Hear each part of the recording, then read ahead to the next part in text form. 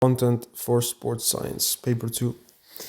The central nervous system is made of the brain and spinal cord. The peripheral nervous system is all the other nerves in the body, and it includes the efferent nervous system with two subdivisions, the somatic and autonomic. Somatic is voluntary, while autonomic is involuntary or automatic. This is divided into the sympathetic and parasympathetic nervous systems, where the sympathetic is responsible for increasing heart rate, while the parasympathetic for decreasing it. Cardiac function or intrinsic regulation / excitation of the heart involves the sinoatrial node, which is the pacemaker of the heart, and the atrioventricular node and the Purkinje fibers that coordinate the contraction. Then you have extrinsic regulation or excitation, which involves the receptors of the body and the sympathetic and parasympathetic nervous system. Breathing and ventilation is controlled by the respiratory center in the medulla and pons, and it involves the following processes in inhalation. The external intercostal muscles contract, causing the rib cage to move up and forward, while the intercostal muscles relax. And in exhalation, it would be the opposite, where the externals would relax and the internals would contract. Now, the volume of the thoracic cavity increases, the thorax expands in inhalation, the diaphragm contracts and flattens, and the lung pressure decreases below atmospheric pressure for air to flow inside. Thermoregulation is the negative feedback effect needed to maintain an optimal 37 plus minus degrees Celsius. In hot conditions, one will experience vasodilation of their blood vessels to release more heat, sweat from sweat glands, and lower metabolic rate, which is caused by less high thyroxine, but that's biology. Now, in cold conditions, one would experience vasoconstriction, erector pili muscle contraction or goosebumps, skeletal muscle involuntary contractions, so that would be shivering, and an increased metabolic rate, also known as non-shivering thermogenesis, again caused by thyroxine, but that's biology. Now, different hormones that we might see in sports science. Antidiuretic hormone, which signals the hypothalamus which is a signal from the hypothalamus to be secreted from the pituitary gland, causing water retention in the kidneys. So ADH causes water retention in the kidneys. It starts with a signal from the hypothalamus so then it can be secreted from the pituitary gland, also known as the master gland. Progesterone has a thermogenic effect on sleep quality and thermoregulation. And remember that the menstrual cycle is in the data booklet, though you need to know it for biology. Testosterone stimulates protein synthesis, bone growth and density, and more production of erythropoietin in the kidneys, leading to more red blood cells for more oxygen capacity. Estrogen causes a glycogen-sparing effect and joint stiffness, which increases the risk of injury. Insulin stimulates glycogenesis and glycolysis, which lowers blood glucose levels. Glycogenesis is generating glycogen, and glycolysis is when you use up the glucose for respiration. Glucagon stimulates glycogenolysis and gluconeogenesis. Yes. Glycogenolysis, breaking down the glycogen to increase blood glucose levels. Norepinephrine is in the brain, is adrenaline for the brain. Epinephrine is adrenaline. Increased heart rate, blood pressure, and blood glucose levels. Sympathetic stimulation. Now, when it comes to pH in the body, when you exercise, there's aerobic respiration or anaerobic. Aerobic respiration releases more CO2 in the blood, which causes acidification, which is lowering pH, more acidic. And ventilation rate increases as negative feedback to remove the excessive CO2. If it was anaerobic respiration, there would be lactic acid in the blood, and you would also remove it with increased ventilation rate. And this is monitored by the respiratory control center and chemoreceptors. The cardiovascular system transports nutrients, gases, waste, hormones, and heat. The factors impacting cardiovascular and respiratory values. Cardiovascular values would be cardiac output, stroke volume, heart rate, while respiratory would be breathing rate or minute ventilation, I think, or tidal volume and minute ventilation. Age, gender, body size, level of fitness, type of activity, and the intensity. Water and electrolyte intake occur via the large intestine, and loss of fluids and electrolytes happens via evaporation by the skin or sweat, evaporation by the respiratory tract. In respiration, we know that respiration releases water, or aerobic respiration at least. Excretion via osmosis or piss. Water and electrolyte balance can be measured with body weight, urine color, and osmolarity. Now, hypernatremia is high sodium levels, bloating, and hyponatremia is low sodium levels, also bloating. And then there's dehydration. Low energy availability. LEA is a state of insufficient energy to support bodily functions, and it can lead, if prolonged, to relative energy deficiency in sport, which is read as. How endurance training impacts VO2 max. Now, it stimulates physiological adaptation, increases stroke volume, and capillarization of muscles, so more oxygen to the muscles. Minute ventilation equals tidal volume times breathing rate. Different energy systems. So you don't really need to know the processes involved in each of them, like hydrolysis, phosphorylation. You can actually ignore that. The most important thing is recognizing in how they contribute in different sports. So it's more about doing practice questions. So for the first 2 seconds, it's gonna be the muscle ATP. Then next 10 seconds or 20 seconds, phosphagen, and then the glycolytic, and then the oxidative aerobic respiration using glucose. And then lastly, last resort would be using lipids and protein. However, the phosphagen and glycolytic can also be used for sudden increases in intensity, not just at the start of any exercise. So for example, in 1,000 meter race, they will be used at the start, but also at the end, because at the end there's like this final sprint where there's a sudden increase in intensity. So looking at examples, at the Tokyo Olympics, the gold medalists in the 2,000 meter women's pair race completed the course in 6 minutes and 50 seconds. So the time and the distance is important. Rowing requires maximal effort. This means that you're going to need like sudden increases in intensity when you row. Like when it gets to the force production part of the row, it's going to be an instant increase in intensity. So that means that ATP will be produced by anaerobic respiration in the phosphagus system during each stroke. There's also the default ATP in the muscles. There's a limited dose supply that will be used at the start. And ATP is produced throughout the entire race by aerobic respiration or oxidative system, because the oxidative system is the one that's used all the time at rest or throughout the entire race. The anaerobic and phosphagen systems are used at the start or during sudden increases in intensity. A female beach volleyball team plays a tournament in the following weather conditions: sunny, 27 degrees Celsius, high humidity. Explain how competing in this environment may influence the predominant energy system.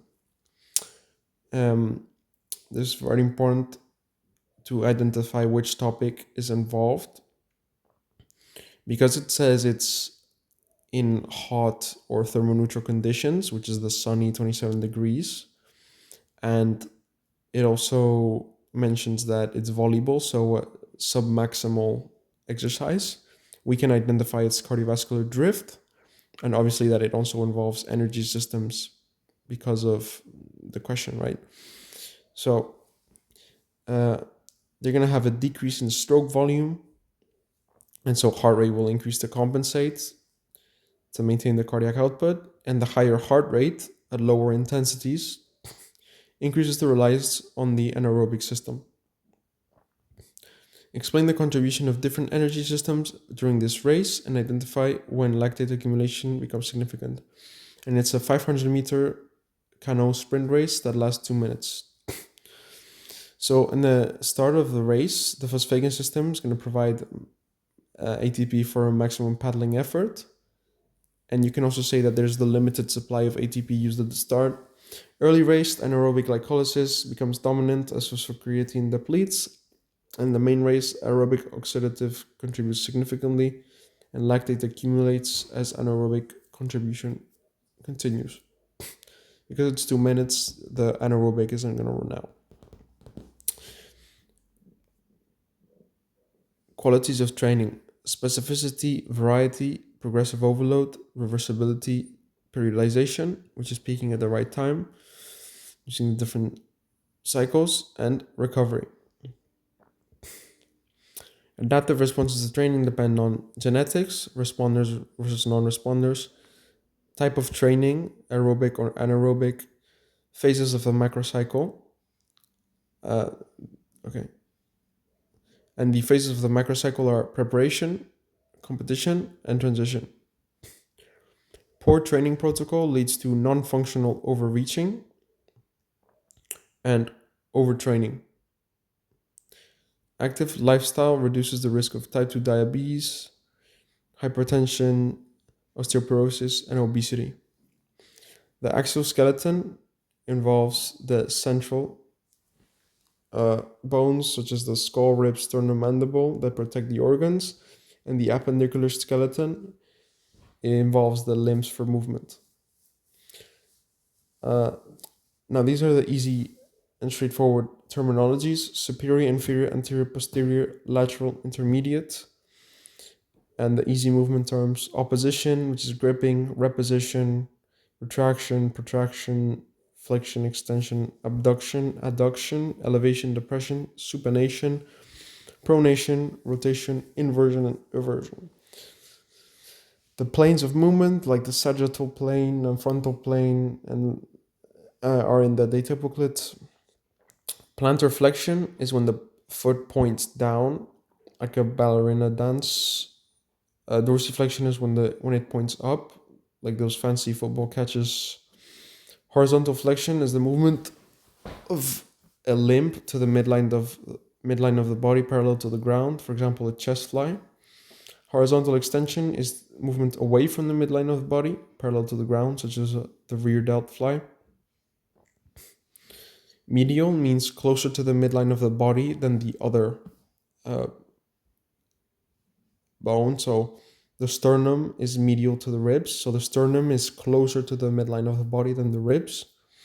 Distal, distant to the point of attachment of the limb. So for example, the hand is distant to the point of attachment, which is the elbow. Well, proximal is close to it, so the shoulder is closer. It's proximal. Bones have hollow interiors to provide tensile strength. Cartilage is a shock absorber at joints.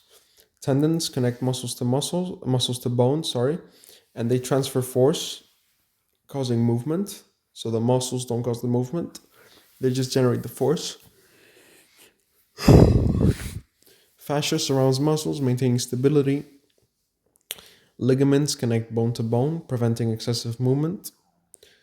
Fibrous joints are very unmovable, such as the sutures in the skull. Cartilaginous joints are held by cartilage and they're slightly movable. For example, the vertebral discs in the spine. And synovial joints are freely movable, and there's a few types. The saddle joint, such as the thumb. The hinge joint, such as the elbow. Hinge joint is like flexion extension. the saddle has like limited movement. If you try and move your thumb, it's just, I think it's only flexion. And the pivot joint, where you can make these rotations, so the neck can rotate and the knee can also rotate the leg. I don't think, no, the elbow can't do that, but the knee can. You can rotate your leg like 360. The condyloid provides a lot of movement, such as the wrist. And then you have ball and socket joint, which is the most movable. Shoulders and hip joints. Yeah, I agree, it's the most movable. Yeah. The glade and plane joints, which slide over each other. For example, the sternum. Muscles are made of motor units that contract either all at once or none at once. This is the all or none principle, requiring ATP. Motor units vary in diameter and neuron diameter. Type 1 fibers have high endurance, low force, used for like marathons. Type 2A, moderate force and endurance. Type 2X, high force, low endurance, explosive and strong. Orderly recruitment is when you recruit them from small, like type 1, to larger units, type 2, and finally type 2X in any exercise. So the smaller ones are recruited always before. Hypertrophy is when fibers are larger and less and smaller motor units are needed to generate the same force. Atrophy is the opposite, where the recruitment is less efficient and large fibers are required earlier. Acetylcholine is a neurotransmitter stimulating skeletal muscle contraction. Reciprocal inhibition is when the agonist contracts and the antagonist relaxes to prevent opposite force and injury. Types of contractions: isotonic concentric, isotonic eccentric, isometric, and isokinetic, where the muscle length changes at constant speed, even if force varies. And this is used with special equipment in rehabilitation. The positions of the fulcrum, pivot, and turning fulcrum, pivot, or turning point, same thing. The load and the effort, which is usually going to be at the tendons, if it's a lever in the body. If it's a lever outside the body, such as rowing in an oarlock, then the oarlock would be the turning point. So be careful of that. Determine the type of lever. So those things determine the type of lever, but this is in the data booklet. However, have this in mind. Knowing examples is very important. So there's different mechanical advantages and disadvantages of each. First class can have a high speed if the effort arm is smaller than the load arm. But this also means that more force is needed to move the same load. However, the first class can also have the opposite. So you can have high speed, less force, but it can also have more force, less speed. It will have more force if the effort arm is larger than the load arm, but this means it will have less speed as well. So it can like swap between the advantage and disadvantage. Examples: in and out the body, rowing in an oarlock, a kayak paddle or paddling canoe, scapular shrugs or tricep push down. So this first class can be either strong or fast, so you must choose carefully in the exam. Second class levers will always have the strength of more force and will always have the disadvantage of less speed. And this is because the effort arm will always be larger than the load arm. Examples involve calf raise and the wheelbarrow walk. Tip: it's always going to be a lever that can move a lot of weight. But it could also be first class because the first class can also move a lot of weight, but probably not as strong. And the third class will always have higher speed and less force because the effort arm will always be smaller than the load arm. For example, a bicep curl, rowing without an oarlock, and things such as hockey sticks, tennis rackets, bats, anything that involves holding something and striking. And it's always going to be fast Okay. Example with the rowing with the oarlock. It's a first class lever where the fulcrum is going to be the oarlock. That's what it turns. The load is going to be the blade or cleaver, not the water. And it has the advantage of acceleration. It's going to be pretty fast. And that's what you want in a race, right? And the effort, that means that the effort arm is smaller than the load arm. Now, you need to explain the advantage in context. So, there's a smaller distance between the effort and fulcrum. In other words, there's a smaller distance between the handle and the oarlock than there is distance between the oarlock and the blade. Makes sense? And this means that force is applied to the water over longer distance compared to the distance moved by the handle, which gives it more acceleration. Less force, yes, but more acceleration. 3 laws of Newton. Moving objects stay still unless external force is applied. And still objects stay still unless external force is applied.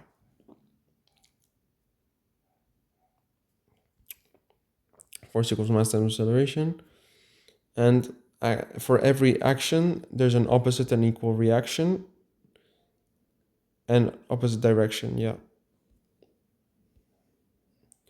Okay. To increase stability, you want the following: a larger mass, a larger or wider base of support, a line of gravity within the base of support, and a lower center of mass relative to the base of support. Impulse and direction. Linear impulse equals force times time, and the change in an object's momentum occurs in the same direction as the applied force. The change in an object's momentum occurs in the same direction as the applied force. The more joints or forces in the same direction, the more motion there is. Angular motion is produced by the application of an eccentric force acting at a distance from the center of mass. Angular momentum is conserved or constant when an athlete or object is free of additional eccentric forces, and this links back to Newton's first law. The factors that impact a projectile's flight path are initial velocity and angle of projection,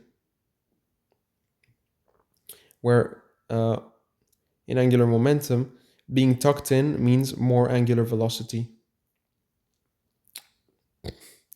There's also the height of release. That's also important. Linear momentum equals mass times velocity, and the greater the impulse applied, the greater the change in linear momentum. The greater the impulse applied, the greater the change in linear momentum. These are the formulas. So the ones that I don't that are not that obvious. Linear velocity is change in displacement over time. Angular velocity is in radians per second. We're not going to use degrees for this one. So in the sports science exam, perhaps change the calculator to radians, or that might not be necessary. No, that might not even be necessary. Don't. Just remember the units and always add them. It's going to be 2 pi times the number of revolution or circular turns over time. Weight equals mass times gravity, which is the same as mass times 9.81. Then force equals mass times acceleration, which is also equal to change in momentum over time. Linear momentum is mass times velocity, and impulse is force times time. Fluid mechanics, a short but annoying topic. So, first thing to have in mind, a projectile's flight path. So a projectile is the thing that you throw into the air. It's mostly determined by initial velocity, the velocity at the start, the first few seconds, and the angle of projection. So, an example, baseball bat. We bat the ball, it moves this distance, okay? This distance has a name. So, now, flight path is determined by initial velocity and angle of projection. for an optimal projectile range, so to move the projectile as far as possible on ground level, height equals 0, the optimal angle is 45 degrees. But as you increase the height of release, then it's going to change. The optimal angle is going to change for the most projectile range.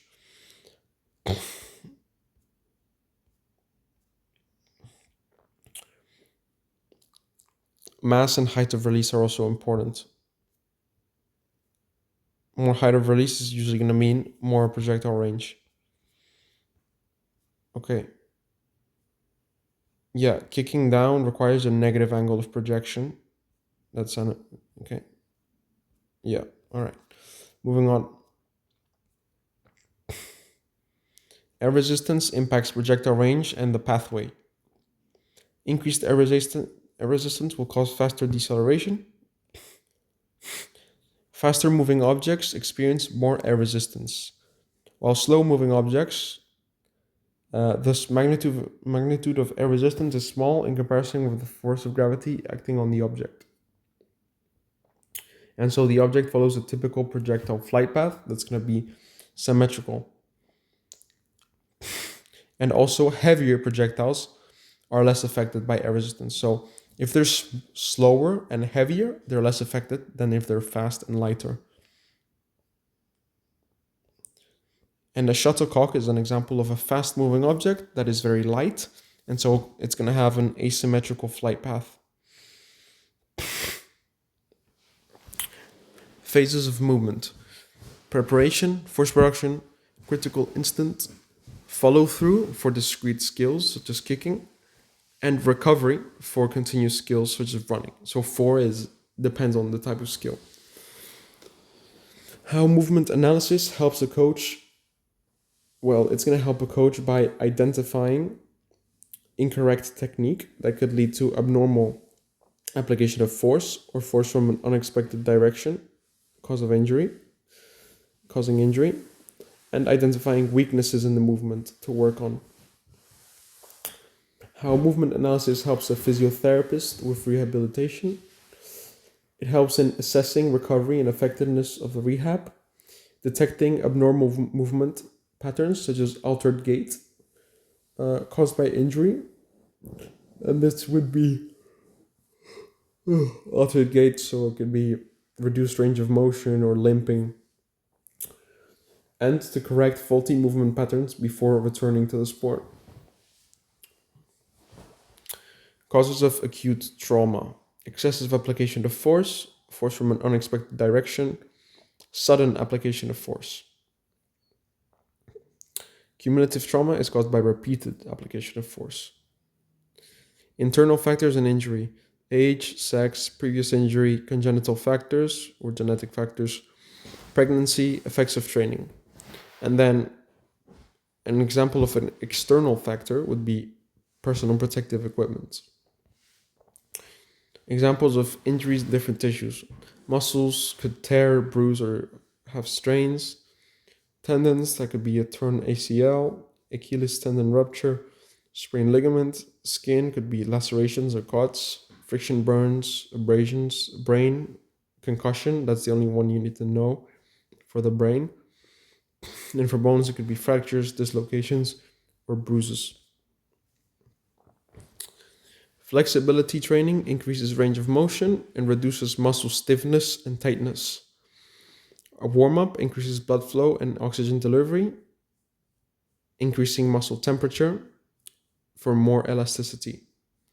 It also activates the nervous system for better coordination.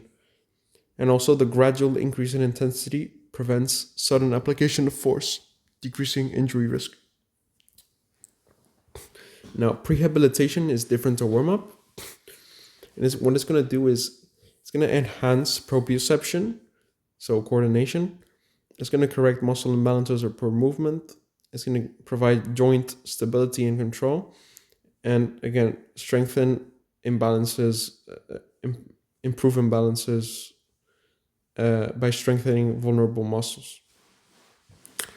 Serious injuries that involve complete tears or major fractures will sometimes require surgical repair. Treatments for inflammation. There's non-steroidal inflammatory drugs, NSAIDs, ice, elevation, and compression. However, overdoing these treatments can remove the healing benefits of inflammation, so they must be done with caution and moderation in the right amounts. Stages of recovery back to sport. Symptom limited activity, light aerobic exercise, sports specific exercise, non contact training, and return, though the pace of recovery is not always linear. The trait based approach to personality states that personality traits are relatively enduring, stable characteristics, they don't really change, and personality is typically understood to be an interaction between genetic traits and the environment. The big five are openness to experience, conscientiousness, extroversion, agreeableness, and neuroticism.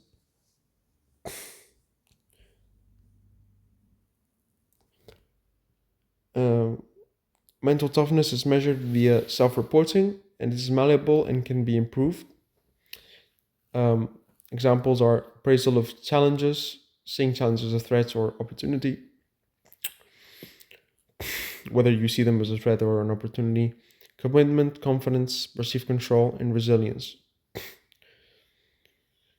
Prolonged high intensity exercise can temporarily weaken the immune system.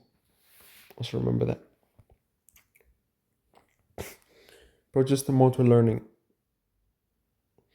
Stages of learning. You have cognitive, where you need more thinking, coaching. It feels a bit awkward. Associative, there's less thinking, it's still coaching. Autonomous, it's where the pros are. In the linear pedagogy, skills are broken down into smaller steps based on the information processing model. And it's a more teacher-centered approach.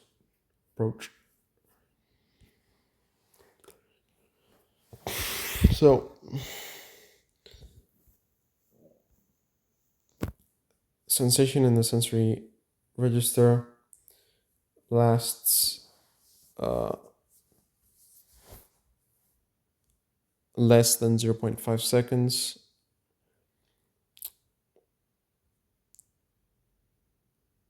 Okay. Selective attention into the short-term memory can be enhanced by memory chunking. So like you divide a phone number, that's memory chunking, divide it into smaller parts.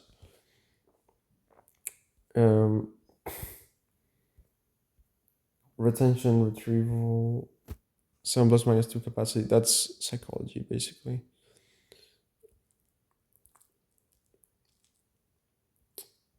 Okay.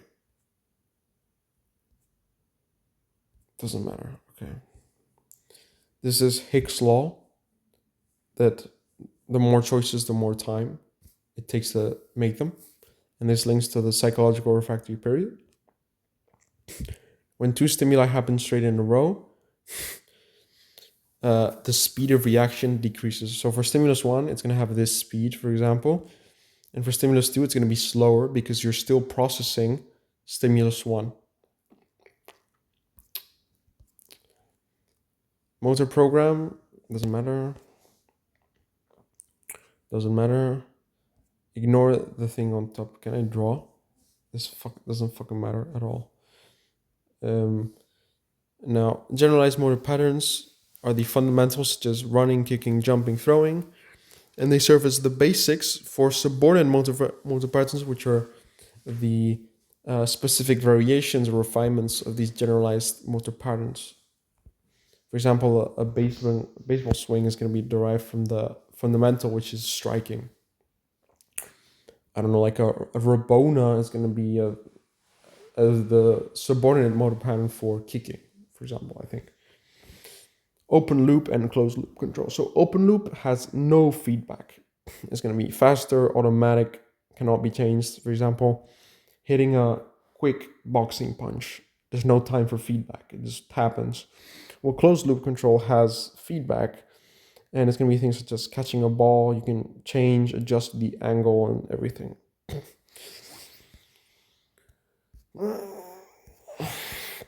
Okay, schema theory, mental presentation based on past experiences, recalling from the long-term memory. There's two types of schemas. There's the recall schema, the memory for choice and initiation of an action, and the recognition schema, which is the memory for the feel of the movement. And this doesn't matter. Okay, moving on to nonlinear pedagogy based on the ecological dynamics approach. So they both see the body as a complex adaptable system that self-organizes constraints such as personal constraints, task constraints such as rules of the sport, surface floor, indoors, outdoors, or environmental constraints. Performance variability is important that you include in questions, and degrees of freedom, number of different movements during a skill. Perception action coupling is the link between perceiving and sensing a stimuli and acting accordingly. Attention can be external or internal, and at the same time, broad or narrow. If it's broad, you're going to be focusing on like three things or more, maybe. And narrow is going to be like one thing. And attentional narrowing occurs when arousal is high. Now, self-talk and goal setting are frequently used to control attentional focus. For example, focus on the opponent, something like that in the match. Like, oh, the ball, and you focus on the ball. Selective attention is filtering out irrelevant information, like the noise. Types of transfer: skill to skill, practice to performance, abilities to skills. Abilities are like physical. Bilateral transfer, improving with the left side if it's the weaker side.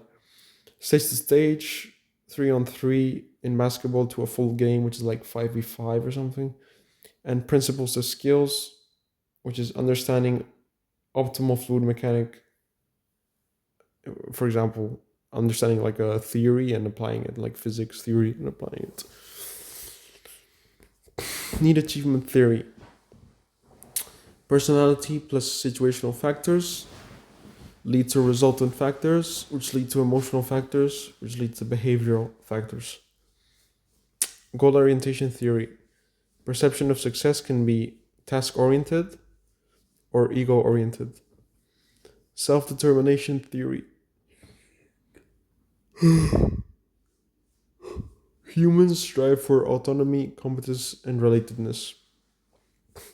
Levels of motivation go like A motivation to extrinsic or controlled motivation, and autonomous or extrinsic motivation, where intrinsic is related with enjoyment and extrinsic is related with inducing anxiety. Motivational climates: there's a mastery climate, an ego climate, and remember target, task, authority, recognition, grouping, evaluation, and time. And how it would be for the different ones, you can pretty much conclude logically, right? Or you can read the table if you want. Start with drive theory. Very simple. Performance against arousal. Arousal is directly proportional to performance. But it's too simple. It's not a good theory. Cognitive anxiety is going to be things such as overthinking. Somatic anxiety is more physical, such as stomach butterflies or shaking or stuff like that. Anxiety can be measured via self-reporting or physiological responses such as blood pressure, heart rate, galvanic skin response. Inverted U theory states that there's an individual zone for optimal function or eyes off of arousal. Catastrophe theory of the multidimensional approach. Performance suddenly drops when anxiety and arousal are both high enough. And anxiety can cause attentional narrowing to external or internal distractors. Arousal or anxiety, yeah.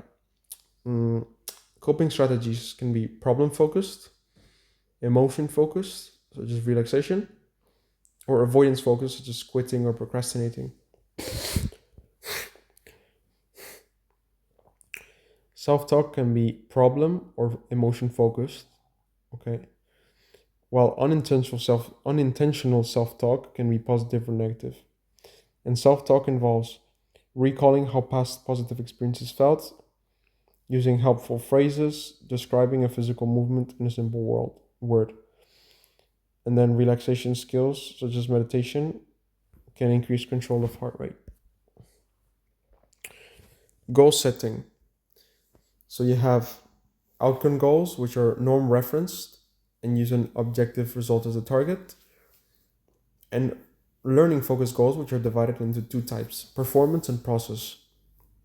Performance goals are self reference and specify a measurable target, representing like improvements. And process is focusing on technique or strategy to require to execute a skill successfully. And the effectiveness of each type of goal depends on the individual and their achievement motivation.